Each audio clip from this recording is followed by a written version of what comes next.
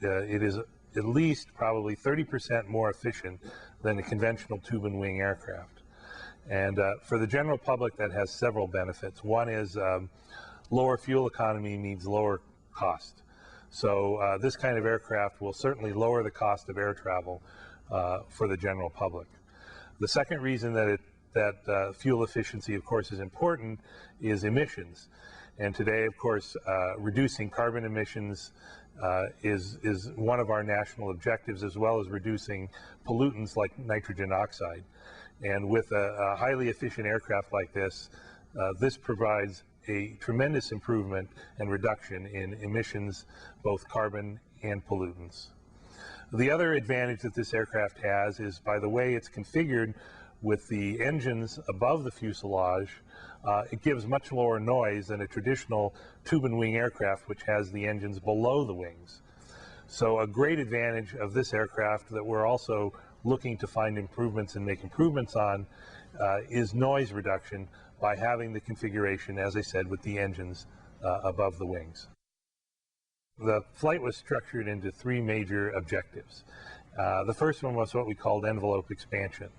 And in those flights, what we were looking for was to just understand in general how the plane behaved during standard maneuvers like takeoff and landing.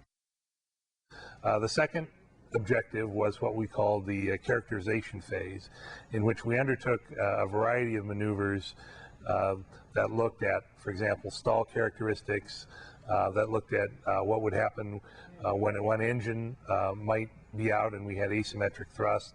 And then we also performed a set of maneuvers called parameter identification maneuvers, which were ways in which we can quantitatively characterize the aircraft performance. The third objective was finally what we call limiter assaults. And this was probably the most important phase of the program. In limiter assaults, what we do is we program into the software limits into the aircraft performance. And the goal there is to ensure that even if the pilot, under the worst case condition, would try to put the aircraft into a condition that could cause it to stall or spin or something like that, the internal software prevents the pilot from doing that, thus maintaining and ensuring the integrity and the safety of the aircraft. The purpose of the X-48B program is to look at the low-speed handling qualities of this kind of aircraft.